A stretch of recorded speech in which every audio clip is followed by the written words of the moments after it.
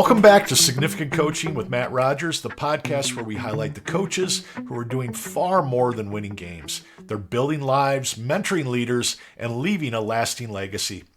Before we dive into today's episode, make sure that you visit CoachMattRogers.com to explore free recruiting resources, blog articles, and tools to help student athletes, families, and coaches navigate the college journey with significance. And don't forget, you can find every episode of this podcast on iTunes, Spotify, and all the other major platforms where you get your podcasts.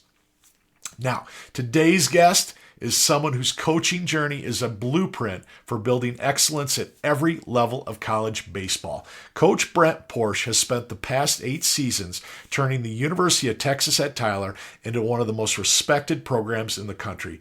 First at the Division III level, and now remarkably as a powerhouse in Division II baseball. Under his leadership, UT Tyler captured a D3 national championship in 2018, completed a full transition into Division II postseason eligibility, and just last season reached the NCAA D2 regional championship game, making the most successful season in the program's Division II era.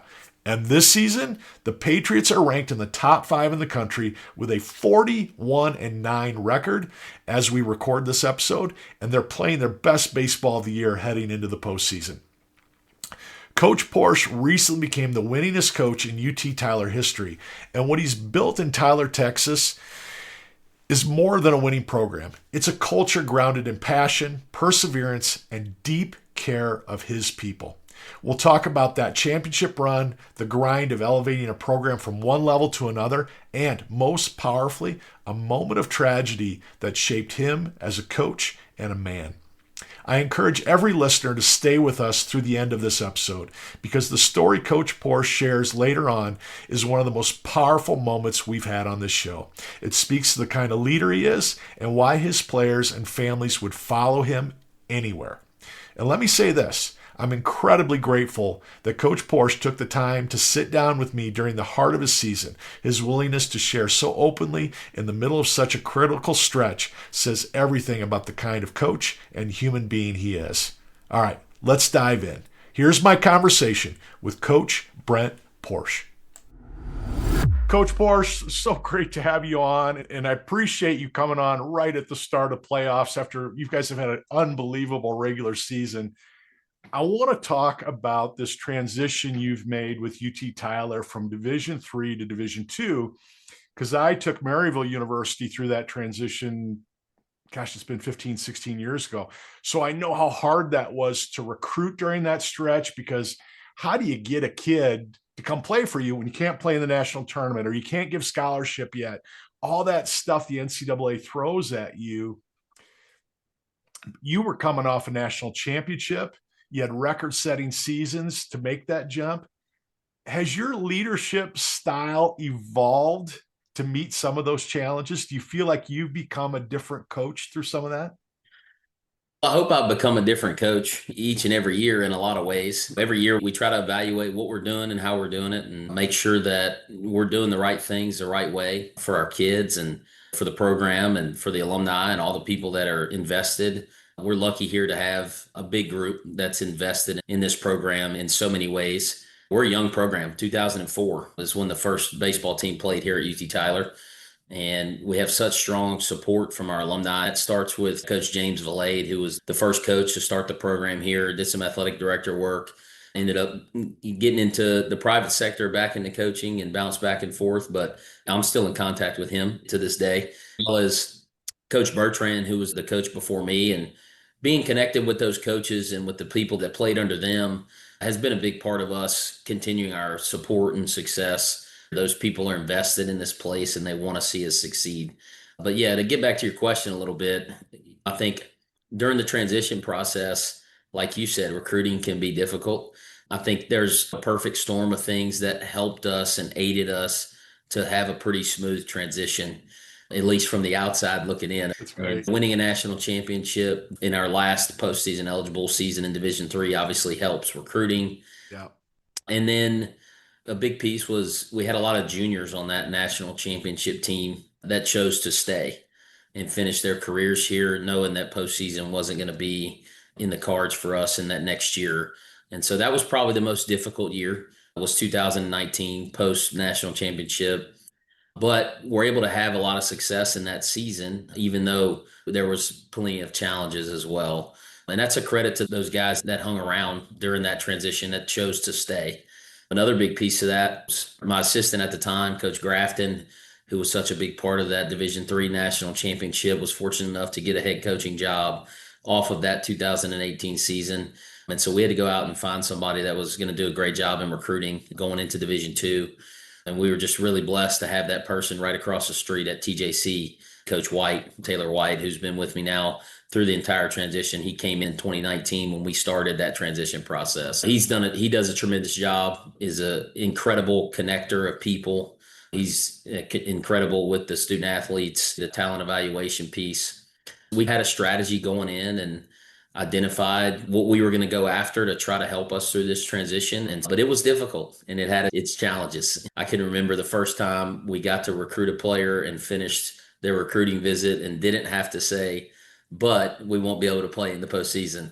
That was a pretty exciting moment for Coach White and I as coaches whenever we were able to do that. But yeah, just so many people that went into making that a pretty smooth transition. At this point, we're rocking and rolling and trying to get to the top of Division II. You've done a bang up job, Coach. I'm so impressed. I went through it, and I know I didn't handle it as well as you did, and as well as you're doing it. We transitioned like you. We didn't win a national championship, but we had a number of national tournament appearances going into that transition. And that year we transitioned, the first year of D2, I think we won 3 games. I took a bunch of great Division III kids into, at that point, which the toughest Division II conference in the country. And we were going into a gunfight with a bunch of knives. Yeah. But it was so rewarding for me as a coach because those kids never stopped battling. And by that end of the year, we were beating the D2 kid. A couple of our big wins were against really good D2 teams. What did that transition and those obstacles that you had to face with those kids, what did that do for your confidence moving into this higher division? I think that if you look from our institution from the outside looking, it looks like a Division II institution in a lot of ways. It does. And so when I came here, this was my first experience with non-scholarship college athletics, Division III. I'd been at NAIA level. I had been at the Division I level. And so Division III was new for me. The things I knew was this was a special place. We had exceptional facilities. The school and the town were growing. And so those are the things that I knew coming in that I thought we could leverage and use to our advantage in continuing to build the program. And I was hopeful that one day maybe Division II would be in the cards. Didn't know it would come as soon as it did. And I'm thankful to, like I said, Coach Bertrand left me a great team in 2017 in my first year. And a lot of those guys were still on our club in 18 when we won a national championship. I didn't walk into a situation where we had to rebuild. I walked into a situation that was set up for success. Those guys buying into the way that we wanted to do things quickly was a big piece. And then we chose to go a different route. We had a lot of kids at any level, Coach. You got to have kids that are talented above maybe what people would say is the level that you're playing at in order to be successful and at the top. And so we had a lot of kids on our roster when we were Division III that were talented enough to compete at the Division II level. And then that's what we went into it with in 2019 with that first team, because there was no scholarships on that team. That was the first year of the transition. And we were truly a Division III team competing at the Division II level. And those kids, though, they had something to prove and had a chip on their shoulder. We're stepping up. And I had a lot of confidence going into that year as well, because we just came off a national championship. And so we were talented enough to win a lot of games that year, even though it wasn't our best season. And then I think really the key transition piece came with our first recruiting class. And Coach White, as I said before, does a tremendous job in that area. And our strategy going in was to find a level of talent that would be able to compete right away and not necessarily go into it with a bunch of freshmen. So we recruited a lot of junior college kids in that first class. The challenge there is obviously you're trying to convince those kids to come with no postseason.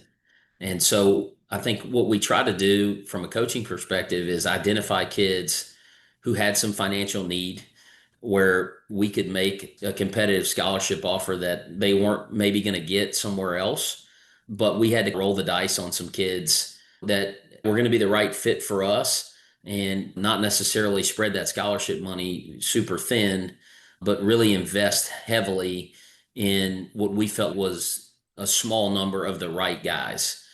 And I think that paid big time dividends for us because we were able to compete right away with some guys that we really poured some confidence into and who bought into our vision for what this program was going to be, taking it into Division II. They bought into us as people, into what we were trying to do here and what we were going to be able to do to develop them, not just as baseball players, but as humans. I think that was the biggest piece that allowed us to have success in our first couple years in Division II. And obviously, if you can have success, it makes recruiting easier. So it's a lot easier to recruit kids to this is what we're going to do, but look at what we're doing than it is to recruit kids to this is where we're at now, but this is where we're going to go. And so being able to have some success and also have vision, I think helped us get through that transition successfully and set us up for success in our first few years of full membership. Did you guys roll into that 11.7 that first year, or was it a So gradual nine, we're growth? at nine in You're at Division 9. II. Okay. And no, we didn't. Oh, We that's right. 9 phased Division II, 11.7 is Division in One. So Division One. were Yeah. you So automatic? You weren't there automatically to no, start? we phased it in. So we started, I believe, year two, we went to 8. And then in year 3, we went to fully funded at 9. So that was a big piece of the puzzle as well. As we had the resources to go out and get the kids. Because at the end of the day, you know how it is in the recruiting piece. It's all about people and the right fit, but you got to be able to be competitive with what other places are offering to get better players.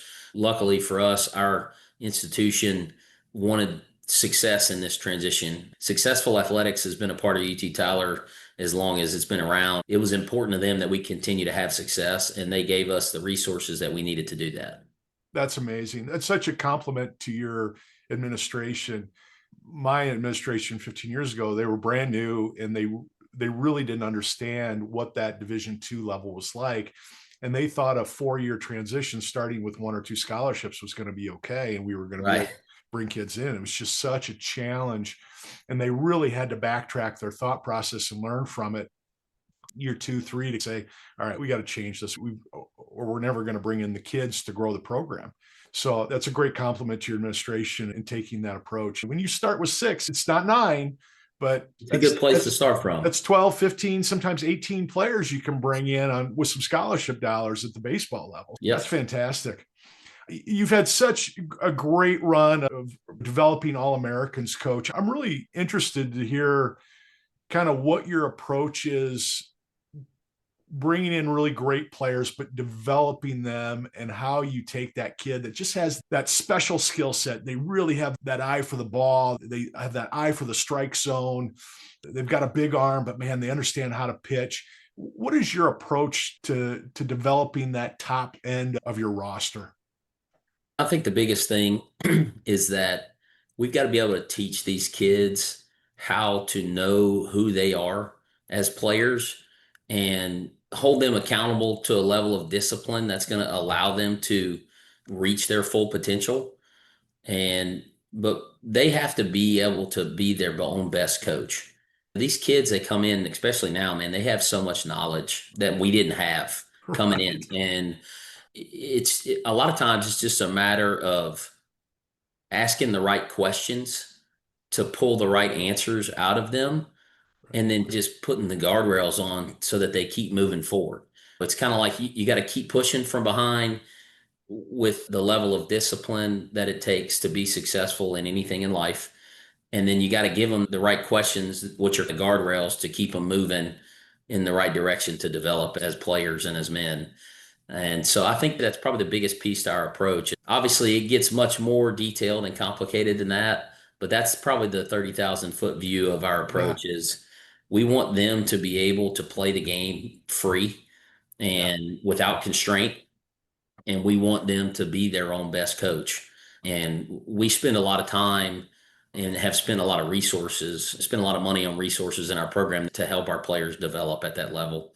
And a credit to all the coaches that I've been able to work with, our strength and conditioning staff since I've been here and since we've transitioned has evolved, and they're as top notch as it gets. We actually just lost our head strength coach that kind of helped us through that transition to another job. And so we're going out to hire somebody this summer, but he was such a crucial piece of that puzzle and development. That's where typically the lowest hanging fruit for development is nutrition, recovery, what you can do to your body in the weight room, and how you can transform it, and just the discipline to put in the work that it takes daily to be successful. And so that's the pieces, I would say, the cornerstones of us in developing our guys, trying to create an environment where they want to be here. They want to be here. They want to work. They want to show up to the ballpark every day and get after it. That's going to hopefully keep them excited about developing and wanting to get better. I guess, like I said, the 30,000-foot view of what we try to do in development. The phrase is, it takes a village to raise a child. Man, it takes a village to win a championship and grow a program. So I really appreciate your humility in how you use your staff and how you use the support team around you, and how important those are, how important that family is to really growing your kids and helping them For reach sure. their potential. I want to stick with the idea of that special kid, because that was probably my hardest thing. It probably took me 8 or 9 years as a head coach before I got somewhat decent at coaching the great player. I'm a huge Cubs fan. Don't hold that against me. We brought in Kyle Tucker this year, and you watch that guy at the plate. We've got some nice players. We've got Ian Happ. We've got Suzuki. We've got some really nice players, but you see that young man at the plate, and it's different. There's a Yeah. confidence. You can see everything slows down. When you're evaluating kids, and I know we're going to talk a lot about recruiting here at the end today, but I want to get into how you look at your roster. Do you coach everybody the same? Are you an equal guy? I just don't think you can win that way. I see you shaking your head in agreement with me. How do you approach that really special kid compared to those kids that are grinders and showing up every day doing the work? But there's that kid that just has that talent. How do you Yeah. approach that? I think the best thing that you can do for those kids, no, I don't think you coach every kid the same. And that's not favoritism. That's, you got to know your people. And I think that's the biggest piece of the puzzle is you have to know your people. And we spend a lot of time getting to know our guys. And sometimes that can be difficult as a coach because you have so many hats to wear and you can be pulled in so many directions administratively, budgetary, just all the things that we have to do at this level to make the program run on a day-to-day basis. Sometimes it'd be easier to just walk in my office and shut the door and work. But I don't think that we get the best results as a program if we do it that way. And so sometimes that means if I want to get work done quietly, then I better be here early before anybody's here or stay late when everybody's gone because people are in and out all day. But that piece of our kids being in and out all day long and just the one-on-one conversations to get to know them and who they are and what makes them tick, watch them work outside of practice and see the things that they're doing and the way that they're handling things. I think that's how you figure out how to coach each of these kids because they're all different. To get more specific, back to your question about that uber talented kid, I think the best thing you can do for those kids, in my experience, is to hold them accountable for their discipline. Sometimes it's easy for coaches to kind of let those kids do their own thing because of their level of talent. And I think the more that you can get that kid to buy into the team culture and the team concept and what we're trying to do, I think you give that kid value. When that kid doesn't run hard out of the box in an inter squad in the fall, it's something that you pull that kid aside and you have a conversation about you've got to understand the position that you're in and whether you want to be a leader or not, your talent level makes you someone that everyone's looking at. And if you are here for the reasons that we recruited you, and that's we want to develop you as a player and hopefully professional baseball's in your future. But if it's not, in the meantime, man, you came here to win because that's what we do is we try to be successful as a team and as a program. And a big piece of that is that hard 90 out of the box on a Tuesday inter squad in August when it's 110. Yeah. And so getting those kids to buy into that, I think there's some there's a level of ownership that a kid can take that's in that position, you put them in a position that, hey, you're a leader for us, whether you want to be or not. It doesn't matter what you say, but what you do. And we've had some of those conversations. I think being able to be close enough as a team and spend enough time outside of just baseball and practice and training, that when that happens, you can call that kid out in front of the team. And I think that speaks volumes to the rest of the guys on the roster. Man, it doesn't matter who you are. There's an expectation and a standard of the way that things are going to be done. And whether I'm the red shirt at the bottom of the roster or whether I'm the most talented player on the field, I'm going to be held to that standard. And I think those guys that you talked about, those grinders that show up every day and do it because that's how they were raised, and that's just, you got to have those guys as well. Those guys are more bought into what you're trying to do when you hold everyone else accountable because they know they're going to do it. You don't have to hold those guys accountable in that way. They're going to show up and do it every day because that's who they are. But man, their appreciation, and I've made that mistake as a coach plenty. I've been doing this since I was 26. I was a head coach at 26 years old. I had no Me clue what I too. was doing. 26. Yeah. And I've made a lot of mistakes. And I think through those mistakes, I've learned a lot of things. This is probably a biggest piece of the puzzle, I feel like, in the development of me as a coach and developing a group that's really close knit and is going to overachieve their talent level, is being able to love a guy, be honest with a guy. And I'm honest with you because I love you. Yeah. This is how things need to be. But yeah, just not sugarcoating, being matter of fact, holding everybody to a standard. It brings everybody together. And if there are pieces that aren't going to get on board with that, it shows those pretty quickly too, which I think is a piece of it as well, is figuring out who needs to be on the bus. And so, yeah, there's a lot of elements to that, but I think the biggest thing is just holding them all accountable. So we don't coach them all the same, but we hold them all to the same standard. I appreciate that so much. And I think you've explained it in a way that I think is so clear and is so articulate. And I'm going to use that word too, because I think when you tell me if I'm wrong, that great player, it's almost like you want them to be able to learn how to articulate why they're special. Mm-hmm. I can sit there and watch Tony Gwynn talk hitting, Ted Williams talk hitting, Greg Maddux, Nolan Ryan talk pitching all day long. They've been out of the game for years. And if we can get that great kid to understand, if you can articulate it, can you teach it? Can you help rise up those kids that maybe aren't able to slow the game down like you are, or don't have that bat speed, or don't have that just automatic ability to do what you do? If you can help rise them up, think about what we can do. Think about what our roster looks like. For sure. We get everybody to your level, right? And you're the leader of that, of how we work and what that work ethic looks like. So I love that, Coach. That's a really special way to look at it. All right. So you talk about your staff. I want to talk about mentoring and what that influence does. When the kids are gone for the summer, you've won the D2 national championship, you're looking for next year. What are you doing with your staff in the off season and developing them and helping them become, because you've had staff that have gone on to be great head coaches. What are you doing to help your mentors become better mentors?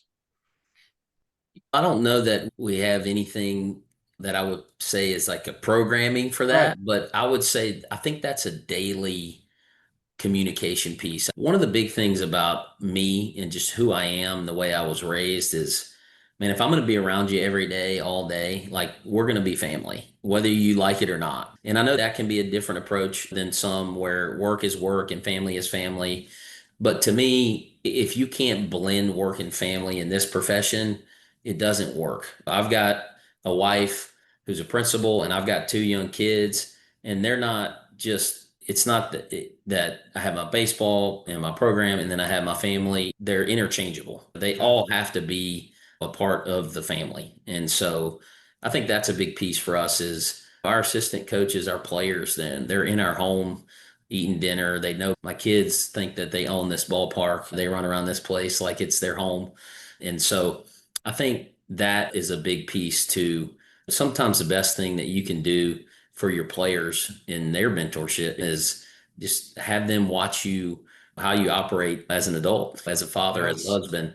And then from the assistant coaching side of things, just like I said, we do everything together. Coach White and I are best friends. So That's We're incredible. close enough that when we need to have a disagreement, we can have it and then we move on like families do. And so I think that's a big piece. And just trying to put our my assistants in positions to lead and have some autonomy in pieces and parts of the program where I see their talent level can help us. There's things that Coach White does much better than I do.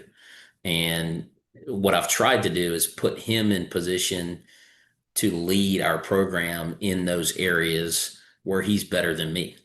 And I think that if you can do that and not micromanage and give them some autonomy at the same time, it's kind of like the development of the player that we talked about, pushing them to standard, asking the right questions and giving them the guardrails and allowing them to just keep moving forward and encouraging them when they do things well. And I think that's probably the biggest piece of staff development is just, man, just same thing. It's the old adage of people don't care what you know unless they know that you care about them. I think that comes first.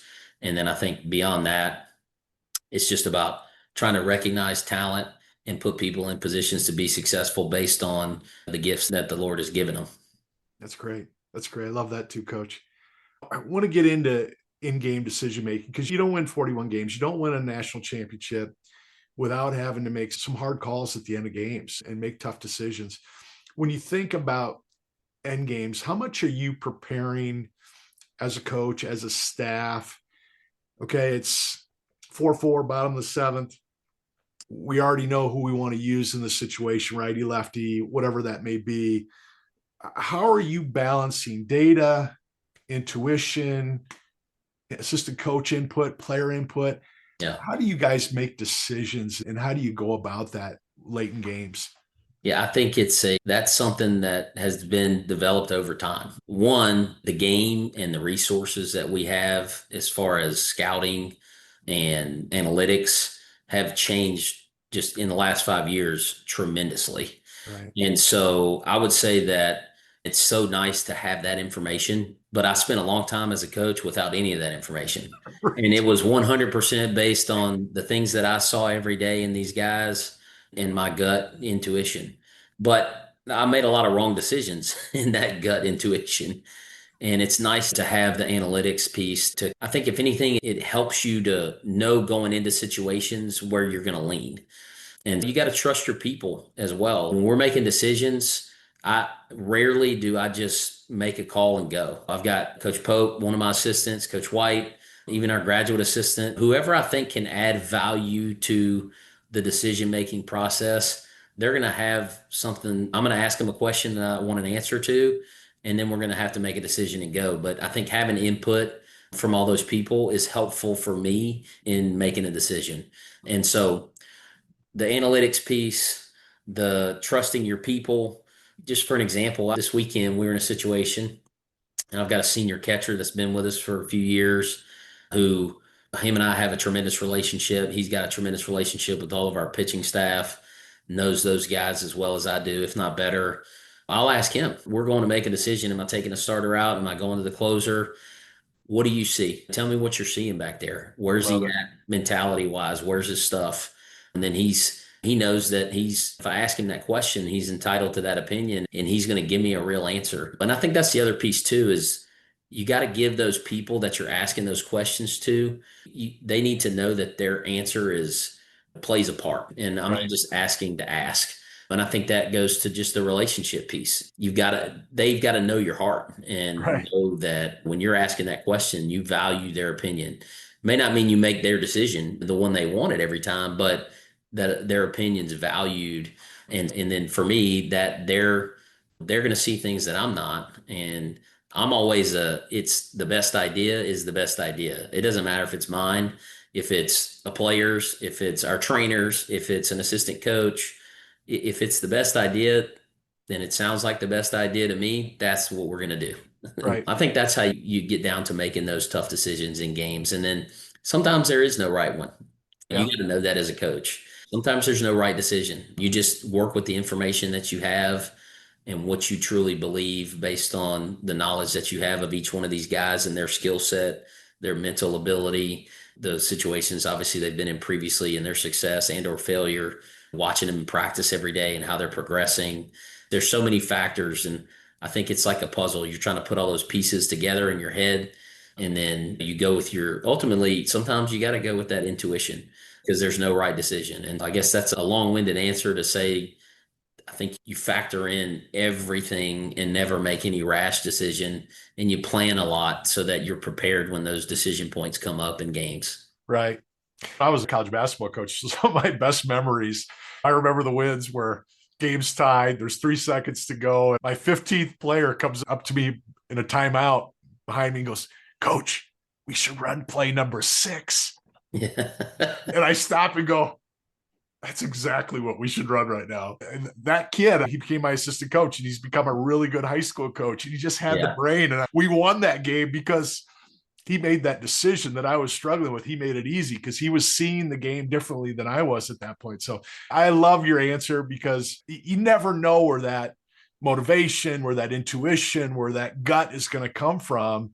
And you've been doing this long enough that if you're not listening to your gut, something's wrong because your intuition is going to be probably right 80-90% of the time after all the years you've been through. Coach, I've just loved talking to you. I could talk to you all day, and I'm so excited. Can I do a little rapid fire with you? And it doesn't have to be a real quick answer, but I have some things I like to do with coaches. Yeah. Just get your thoughts on some things. Let's do it. Favorite memory from your national championship? Gosh, there's so many. Probably walking off in the regional final to get to the World Series. Man, we had an improbable run. If you go back and look at it, and I was new to Division III, so there's a lot of things I didn't understand about the postseason process. I figured them out in 2018. And we actually sent the team home, the whole team. We had exit meetings. We lost in the first round of our conference tournament. We knew we had a good season, but I didn't know enough about the process to know that we had a really good chance to get in. I thought there's no way we're getting in. And so we sent them all home. And I had 4 of them in New York City the night that we found out that we were in. We're the last team to make it in. Oh, it's crazy. And so we bring them back, practice for a day, bus to Dallas and go to the airport. And then we go on this crazy ride. And we're down to the last game. We had come back out of the losers bracket, 5 games in 3 days. We got a double dip Rhodes College to get to the World Series. We beat them in the first game. We're down 4-1 going into the 9th in game 2. And I can remember vividly standing on the steps of the dugout thinking, man, what a run this was. If this is it, just what a run it was. And then next thing you know, it's single, hit by pitch, walk, double. Here we got bases loaded and a chance to win a game. And we hit a hard ground ball in the 6th hole. It goes tough backhand play off of the shortstop.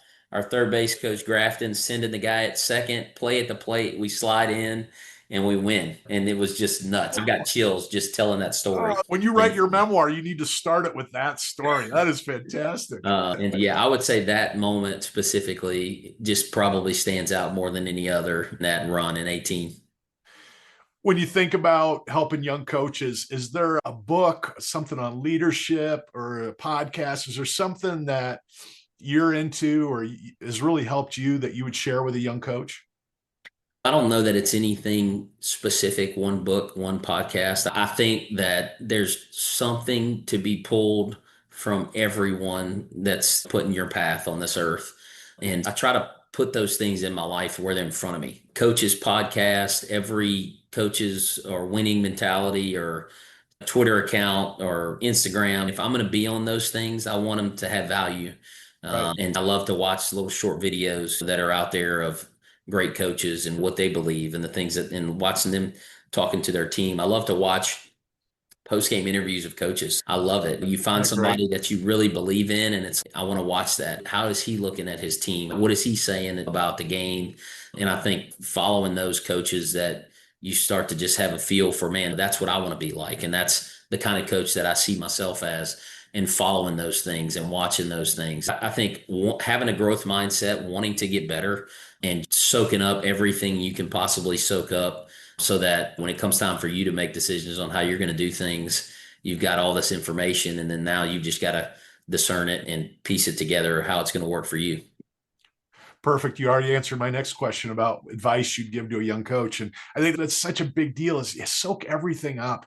Listen to all the great coaches, listen to everything and decide, who am I? You don't have to copy anybody but listening and understanding what your tone and what your balance and how you want your emotions to come through. So I love that.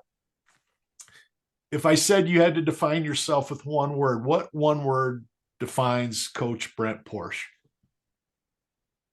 One word. It'd be hard for me to say any other word than love. I think that everything else starts with that. And just a quick story, but when I was in my first year of coaching, when I was 26, I was at LSU Alexandria NAIA school, and we had a sophomore on our team named Brandon Goen, and it was January 18th, first day of practice. They're doing outfield drills. I'm with the infielders, and he passes out on the field. We call 911. Ambulance comes out there. I did CPR. Long story short, Brandon passed away that day. That kid touched so many people's lives, and that experience and having to try to figure out how to lead his best friends through that experience where I had no idea what I was doing as a 26-year-old has shaped so much of who I am today, not just as a coach, but as a father. I can't imagine the hurt and the pain that his parents, even to this day, still go through. I'm still in contact with them. They're unbelievable people. But that experience probably shaped who I am, and me using that word love and meaning it more than anything. A lot of programs I've been involved with talk about the program being a family. You talk about figuring out family whenever you get into a situation like that. And I've tried to bring the importance of that, the importance of relationships. And I don't know that I would have had that situation not happen. I don't know that as a 26-year-old, I wear Brandon's number to this day. He was number 31. I wear number 31. And that's just a reminder for me that this game is so much bigger, and what we're doing is so much bigger than just the baseball. And I think that probably defines who I am as a coach, in a lot of ways, who I am as a person. Coach, thank you so much for your soul and your spirit and your faith, and for sharing stories like that. Brandon, I know it's hard to hear this, but Brandon was lucky to have you at that point in your life and to be there in the end and to love him and care for him and those kids around and the family around that had to go through that, to have you there and be the backbone that they all needed at that point. So as much as my heart is heavy for you, even after all these years, and I'm just real thankful that you're in this world of coaching that you and I both love. So thanks for your time today. It means a lot to me.